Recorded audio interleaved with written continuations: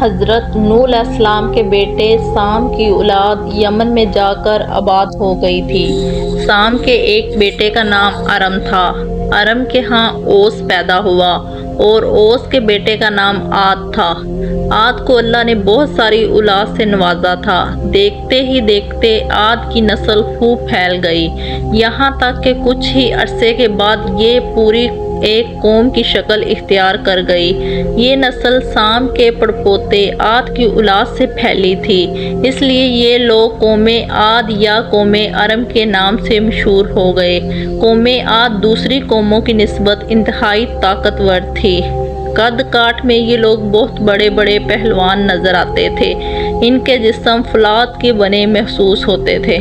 وہ ہر قوم اور قبیلے پر غلبہ پا لیتے تھے، لیکن ان پر کوئی غالب نہیں آ سکتا تھا۔ اللہ تعالیٰ نے قوم عاد کی نعمتوں میں خوب برکت ڈال دی تھی۔ ان کی وادیاں اونٹوں، گھوڑوں اور بکریوں سے بھر گئی تھی۔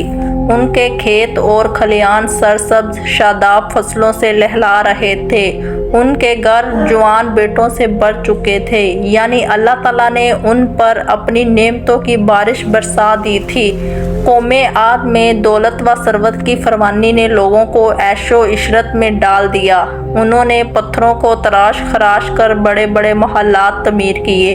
اونچے ستونوں والے گھر بنانے کی وجہ سے ان کو بلند ستونوں والی قوم بھی کہا جاتا ہے۔ یہ لوگ اپنے باپ دادا کی زبانی طوفان نوح کی سنی ہوئی کہانی بھول گئے، حالانکہ اس طوفان کے زمین پر موجودہ نشانات انہوں نے خود دیکھے تھے۔ وہ یہ بھول گئے کہ اللہ تعالیٰ نے قوم نوح پر طوفان کیوں بھیجا تھا۔ ان لوگوں کو اپنی دولت اور طاقت پر گھمنڈ تھا، یہاں تک کہ قوم عاد کے لوگوں نے اللہ تعالیٰ کو مکمل طور پر بھلا دیا۔ یہ لوگ پہلے تصویروں اور مجسموں کے فتنے کا شکار ہوئے۔ پھر آہستہ آہستہ پوری قوم عاد بت پرستی میں مبتلا ہو گئی۔ ان لوگوں نے بڑے بڑے پتھروں کو تراش کر دیو ہیکل بت تیار کر رکھے تھے۔ ان بتوں کے نام سمد، حمود اور ہب تھے۔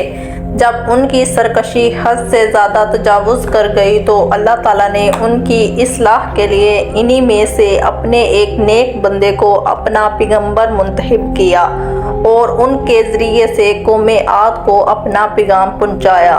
ان کا نام حضرت ہود علیہ السلام تھا، جو عاد کے پڑپوتے تھے۔ حضرت ہود علیہ السلام کے والد کا نام عبداللہ تھا، جو ربا کے بیٹے تھے۔ ربا عاد کے بیٹے تھے، عاد اوس کے بیٹے تھے اور اوس ارم بن سام کا بیٹا تھا، یعنی حضرت ہود علیہ السلام کا نسب چھٹی پشت میں جا کر حضرت نوح علیہ السلام سے مل جاتا تھا۔ سام کے بیٹے ارم کی وجہ سے قوم عاد کو قوم ارم بھی کہا جاتا ہے۔ اللہ تعالیٰ نے حضرت ہود علیہ السلام کو قوم عاد کی اصلاح کے لیے ان کے پاس بھیجا۔ آپ علیہ السلام نے انہیں حق کا رستہ اختیار کرنے کی تلقین کی۔ انہوں نے اپنے قوم کو مخاطب کر کے فرمایا، اے میری قوم، تم ان پتھروں کی عبادت کیوں کرتے ہو؟ اس ذات کی عبادت کیوں نہیں کرتے جس نے تم کو پیدا کیا، تمہیں رزق دیا، تمہارے مال اور اولاد میں برکت دی، تم کو حضرت نوح علیہ السلام کا جانشین بنایا، تمہیں جسمانی طاقت عطا کی۔ ان نعمتوں کا حق یہ ہے کہ تم صرف اسی کی عبادت کرو جس کے سوا کوئی معبود نہیں ہے۔ یہ بت تمہارے ہاتھوں سے تراشے ہوئے صرف پتھر ہیں، یہ کیسے تم لوگوں کو کوئی نفع یا نقصان پہنچا سکتے ہیں؟ قوم عاد 13 قبائل پر مشتمل تھی۔ ان میں سے 2 نہایت طاقتور تصور کیے جاتے تھے۔ ان 2 قبائل کے نام لقمان اور خلجان تھے۔ جب حضرت ہود علیہ السلام نے قوم عاد کو دعوت حق دی تو لقمان قبیلے نے آپ علیہ السلام کی سخت مخالفت کی اور آپ کے دشمن ہو گئے۔ اس کے برعکس خلجان قبیلے کے بہت سے لوگوں حضرت ہود علیہ السلام کی تعلیمات سے متاثر ہوئے۔ وہ آپ علیہ السلام پر ایمان لائے، تاہم قوم عاد کی بہت بڑی تعداد حق پر ایمان لانے سے گریزاں رہی۔ حضرت ہود علیہ السلام اپنی قوم کو بہت سمجھایا، ان کو اللہ کی نعمتیں یاد کرائیں، اللہ کی نشانیوں سے آگاہ کیا، لیکن وہ نہ مانے۔ روایت کے مطابق حضرت ہود علیہ السلام 50 برس تک اپنی قوم کے لوگوں کو اللہ کا پیغام پہنچاتے رہے، مگر ان کی تبلیغ کا اس نافرمان قوم پر اثر نہیں ہوا۔ چند گنے چنے غریب ہی حضرت ہود علیہ السلام پر ایمان لائے۔ آپ علیہ السلام نے ان کو اللہ کے بڑے عذاب سے ڈرایا کہ اگر تم نے اپنی روش نہ بدلی تو بڑے اور خوفناک عذاب کے لیے تیار رہو، مگر یہ قوم کہاں ماننے والے تھے، اس نافرمانی اور سرکشی کی ڈگر پر چلتے رہے۔ اللہ نے اس نافرمان قوم کو سزا دینے کا فیصلہ فرما لیا۔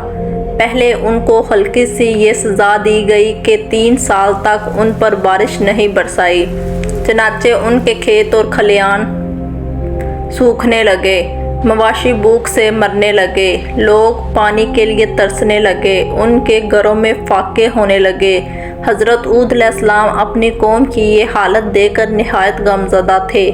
ایک دن انہوں نے اپنی قوم سے فرمایا کہ اللہ سے اپنے گناہوں کی معافی مانگو تاکہ وہ تمہاری مشکل آسان کرے، اور اے میری قوم کے لوگوں، اپنے پروردگار سے استغفار کرو، پھر اسی کی طرف رجوع کرو، وہ آسمان سے تم پر خوب پانی برسائے گا اور تمہاری موجودہ قوت میں مزید قوت کا اضافہ فرمائے گا، اور تم روگردانی نہ کرو مجرم بن کر۔ لیکن بدبخت قوم اپنے گناہوں سے توبہ تو کیا کرتی، الٹا ڈٹائی سے کہنے لگے، ہم تمہارے کہنے پر اپنے آباء و اجداد کے دین کو کیوں چھوڑیں؟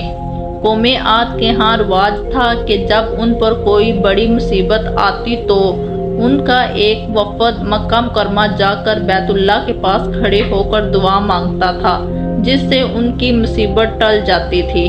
جب کہہ سالی کو 3 برس گزر گئے اور بارش نہ ہوئی تو انہوں نے اپنے رواج کے مطابق 70 آدمیوں کا ایک وفد مکہ مکرمہ بارش کی دعا کے لیے بھیجا۔ اس وقت مکہ میں قوم عاملیق آباد تھی، جن کا سردار معاویہ بن بکر تھا۔ اس کی بیوی قوم عاد کے خاندان سے تعلق رکھتی تھی، اسی وجہ سے معاویہ بن بکر کی قوم عاد سے اچھی دوستی تھی۔ قوم عاد کا وفد مکہ میں آ کر ان کے ہاں ٹھہرا۔ معاویہ بن بکر کے پاس کھانے پینے کی فراوانی تھی، لہٰذا اس نے ان کی خوب خاطر تواضع کی، یہاں تک کہ اس کی 2 لونڈیاں تھیں جو بہت اچھا گانا گاتی اور رقص کرتی تھی۔ معاویہ بن بکر نے ان کی یہ ڈیوٹی لگا دی کہ وہ اس کے مہمان وفد کا ہر وقت رقص سے دل بہلایا کریں۔ اس وفد نے دعا تو کہاں مانگنی تھی، الٹا غفلت میں پڑ گئے اور عذاب الہی کو دعوت دینے لگے۔ یہ وفد 1 ماہ تک یہیں مقیم رہا۔ 1 ماہ بعد جب یہ وفد واپس لوٹنے لگا تو ان کو اپنی دعا کا خیال آیا۔ اس وفد کا سردار کیل بن عمبر تھا۔ اس نے اپنے وفد کو جبل تہامہ کے پاس لے جا کر بارش کے لیے دعا کی۔